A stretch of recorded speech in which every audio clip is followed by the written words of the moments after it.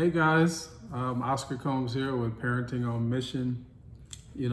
Something that Sonny and I have been really thinking about over the years. Like, what can we do to contribute to what's going on in society? And we've been thinking about it, praying about it, and we feel like God put it on our heart to start an outreach called Parenting on Mission because we feel like we have some things to offer and things to share, and we hope that you agree and that we're able to offer you something. So the mission of our outreach, Parenting on Mission, is to engage, encourage, and equip parents, right? Correct. And so we really believe that many of the issues that we're having in society right now really starts at home, at the table, where Suni and I are sitting at this very moment. So, Suni? Well, I think that also as parenting is very challenging. When I left Methodist Willowbrook, and so we had the kids. When we left there, no one gave us a handbook that said, okay, this is how you raise your kids and this is exactly what they need. And it became very difficult. And so, that's why I think that in our experiences and our backgrounds has helped us to, formulate a plan that works for our family. And talking to other people has helped as well. Yeah, you're right. You didn't get a manual. They did give us a manual on how to change a diaper, check temperature, how to feed the baby. But they missed that one manual about the parenting part. But, we kind of had to learn that, probably like many of you guys kind of learning by trial and error. But hopefully we want to do less trial and error and more parenting on mission, which is what we felt like our outreach is really all about. So before we get started or get deeper into this, I'd like to just kind of share a little bit more about myself. I'm 46 years old, been married to my wonderful co-host for 20 years, and I have 27 years of experience being a parent. I have 3 boys, 27, 18, 15, and I have a young daughter that's 12. And so I run the whole gamut. I understand many things. I'm not a perfect parent by no means, and not a perfect father, but on a day-to-day basis, I do strive for that. Strive to be a better parent. Strive to be a better father as well. So as Oscar said, that we have 4 kids. Our oldest is a bonus child for me. And so that brings a different perspective as well. But in addition to that, I have 23 years, maybe a little bit more. I know I was a child prodigy, but I'm only 15. But we have 23 years in education. So I've been a teacher for 10 of those years, and 13 of those years I've been a school counselor. And so with the experiences that I have in speaking to parents as well as children from all ages, from first grade now till I have 8th graders now, I think that has given me a front row seat. Mm-hmm. Not only my seat, as a parent, but a front row seat into others' lives and the questions that are posed to me from a child's perspective as well as a parent's perspective. No, that's great. Sometimes when you hear the word parent, when you have a child, you become a parent.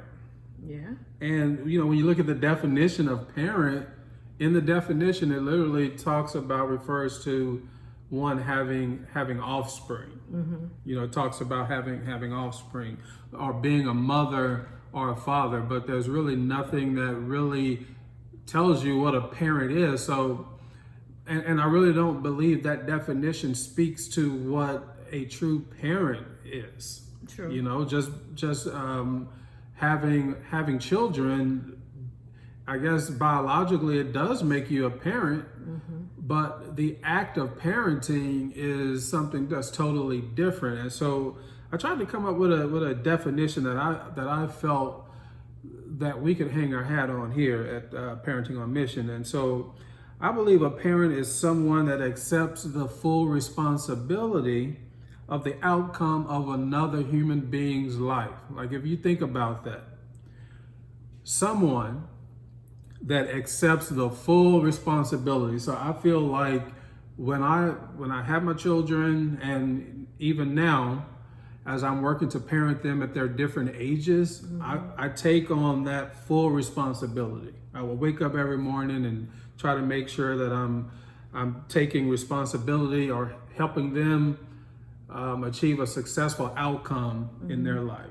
What do you think? I think in addition to that, it is rearing. You're parenting, you're rearing them to be physically, emotionally, socially, academically, intellectually developed. You're developing something in them, and that starts from the womb to the tomb. Sometimes we wait till the baby gets here and then we start parenting, but it also happens in utero.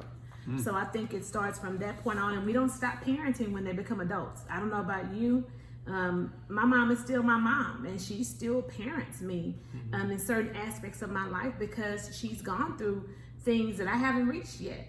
And so I think that it continues on. Yeah, that's a good point that you bring up, because you're always a parent. As long as you have someone that you feel like you're taking on the responsibility of the outcome of their life, or if that's your child, whether biologically or by other means, if you accept the role of the parent, you're always the parent. Right. I mean, at 90 years old, I'm still going to be a parent, and I will still have 20 plus years of experience beyond my children. I will still have something to offer them, is what I'm saying. So where do we learn to parent? Where do we learn to parent? Well, I think that, first of all, I've never encountered a parent to say, I don't want my kid to be successful. Everybody that I've encountered, every parent I've encountered has stated that they wanted their child to be better. They had a vision or a goal for them. And I think that most of us learn to parent from our parents. Our parents have been other role models, and of course our parents aren't perfect. They weren't perfect. We aren't perfect. Our children aren't perfect. So there were some areas for growth, maybe, that they didn't do because they were parenting at that time. Right. So we are parenting a generation where there's technology. Well, when our parents were parenting us, there wasn't, maybe some computers, but not the not to big extent, ones. yeah, big machines, but not to the extent we are now. And so when to fill in those gaps and holes, I had to talk to other people, TV shows, just talking to people I've seen where, your kids, kind of had to head into the same place I kind of wanted our children to go. Well, what did you do? What things did you put in place to help your children to get to that point? So those are some of the things I think that's where most of us learn to parent, and reading books and magazines. And what I'm hearing is like that's why Suni and I really wanted to develop this outreach, Parenting on Mission, because just kind of learning from your parents, or as you say, learning from TV, magazines, or just kind of trying to pick up little nuggets from other people.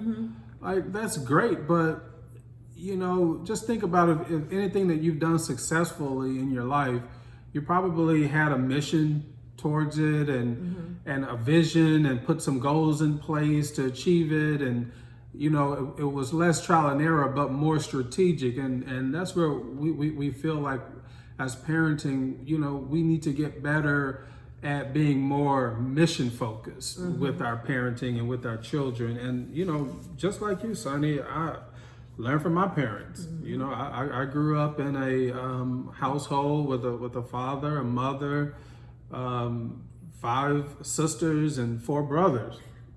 Right. Well, 3 brothers, me being the 4th male, but, me just kind of observing our parenting dynamic or in our home. And that's pretty much how I learned. Definitely, like you say, just looking at the Cosbys or, other TV shows where you kind of pick up some parenting things you're kind of hoping to at least. But sometimes I find that we may be picking up some good things through those methods, but we're also probably picking up some bad things as well. What do you think? I think that in this day and age, it's difficult because you pick up things. Your kids, you're picking up, but your children are also picking up. You know, about what you should or should not be doing as a parent. And so that makes it a little bit more difficult because they have access to so much. Yeah. You know, and you hear things and see things and what think, well, maybe, you know, we should be doing it or maybe we shouldn't. You know, and that's what I think makes it kind of difficult, you know. Yeah. Well, if you think about it, we're all trying to be better parents. You know, of course, Suni and I would never proclaim to be perfect parents. We have a lot of areas to grow in. But, you know, when you look at yourself, kind of take a self-assessment of your parenting and say, okay, these are the things that I feel like I'm good at. Like if you were working out at the gym, like, or you working to be an athlete, and you know, you have maybe some muscles that you felt were strong, so you want to continue to work those muscles.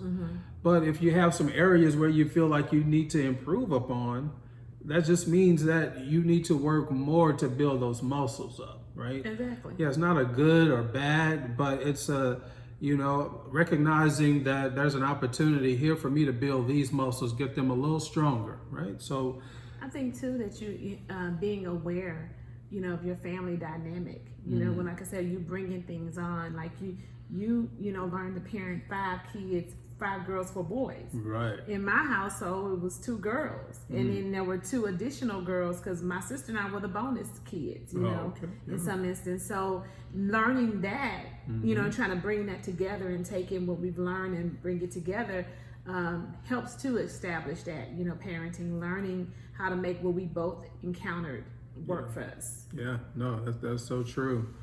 You know, but parenting on mission is kind of the name of our outreach, right? Right. Parenting on mission, and we must talk about before we leave today is establishing a mission. Exactly. So how do you establish a parenting mission? So let's talk about that briefly here. You know, I've been in business for 25 plus years, right? I have about 27 years just kind of working in various aspects and major corporations, and now I run my own business for the last you know, almost 10 years. This year is be the 10th year.